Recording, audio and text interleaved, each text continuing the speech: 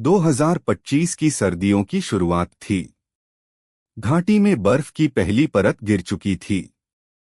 चारों तरफ सफेद चादर बिछी थी, पर उस खूबसूरती के नीचे एक बेचैन सन्नाटा छिपा था। सेना की चौकी सूर्य पोस्ट पर हलचल बढ़ चुकी थी। लेफ्टिनेंट अर्जुन राठौर अपने कमरे में नक्शों के बीच बैठे थे। बाहर बर्फ की परत पर उनके बूटों की आवाज गूंज रही थी। जवानों की चाल तेज थी, जैसे कोई बड़ा तूफान आने वाला हो। सेना मुख्यालय से एक गोपनीय सूचना आई थी, ऑपरेशन सिंदूर शुरू होने वाला है। यह एक बेहद संवेदनशील मिशन था, जिसका उद्देश्य दुश्मनों की सीमा के पार जाकर भारतीय महिलाओं और बच्चों को बचाना था, जिन्हें आतंकी संगठन ने अगवा कर लिया था। उन औरतों में कुछ कश्मीरी गांव की थीं और कुछ बाहर से आई मजदूरों की बीवियां। सरकार को पहले तो यकीन नहीं हुआ, लेकिन एक वीडियो सामने आया जिसमें महिलाओं को बंदूक की नोक पर दिखाया गया।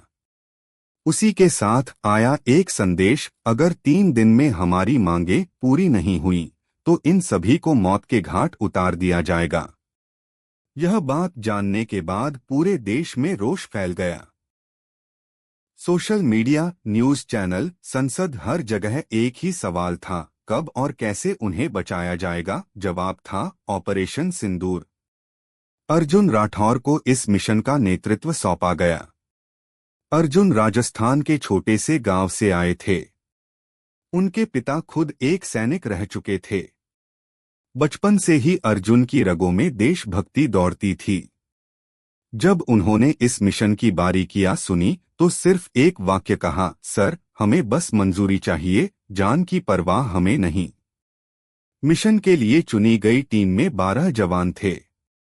हर एक अपने क्षेत्र का माहिर, sniper, communication expert, bomb diffuser और एक स्थानीय गाइड भी, जिसका नाम था सलीम।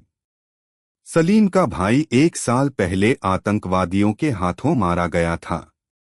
अब सलीम का एक ही मकसद था, उन मासूमों को बचाना और आतंकियों से बदला लेना। मिशन रात के अंधेरे में शुरू हुआ। बर्फीले पहाड़ों को पार कर टीम को दुश्मन के इलाके में घुसना था। कोई हेलीकॉप्टर या गाड़ी नहीं थी, सिर्फ पैदल रास्ता और मौत का डर। लेकिन न अर्जुन रुके, न उनकी टीम। 6 घंटे के सफर के बाद वो उस गुफा के करीब पहुंचे जहां औरतों को बंदी बनाया गया था। गुफा के बाहर 4 आतंकी पहरा दे रहे थे। अंदर की संख्या अज्ञात थी। योजना के मुताबिक सलीम ने एक छोटी पटाखे जैसी डिवाइस को नाले में फेंका, जिससे थोड़ी देर के लिए आवाज और धुआं फैला। बाहर पहरा दे रहे 2 आतंकी चौंक कर उस तरफ बढ़े। तभी अर्जुन और रंजीत ने 2 अलग-अलग दिशाओं से वार किया, एक सिर में गोली और दूसरा चाकू की नोक से खत्म। अब बच गए 2 पहरेदार, पर तभी तीसरा आतंकी अचानक बाहर निकला और फायरिंग शुरू कर दी। गोली रंजीत के हाथ को छूती हुई निकली, पर उसने हिम्मत नहीं हारी। अर्जुन ने कमांड दी, कोड ब्रावो 3, यानी फायर कवर देना। जवानों ने गोलियां चलाकर आतंकियों का ध्यान भटका दिया और अर्जुन चुपचाप पीछे से गुफा में घुस गए। गुफा के अंदर एक अजीब सी खामोशी थी। पर जैसे ही अर्जुन ने अगला कदम बढ़ाया, एक छोटी सी लड़की की चीख सुनाई दी, अम्मी बचाओ। अर्जुन ने देखा, एक आतंकी उस बच्ची को घसीट रहा था और 2 और औरतें उसे रोकने की कोशिश कर रही थीं। अर्जुन ने बिना देरी के उस पर गोली चलाई। गोली उसकी छाती को चीरते हुए निकल गई। बच्ची रोती हुई अर्जुन से लिपट गई। अर्जुन ने कहा, डरो मत बेटी, अब हम आ गए हैं। उधर बाहर बाकी जवान आतंकियों से भिड़ रहे थे। गोलियों की गूंज पहाड़ों में गूंज रही थी। इस बीच एक धमाका हुआ। आतंकियों ने गुफा के मुहाने पर एक ग्रेनेड फेंका। धुआं और आग का गुबार उठा।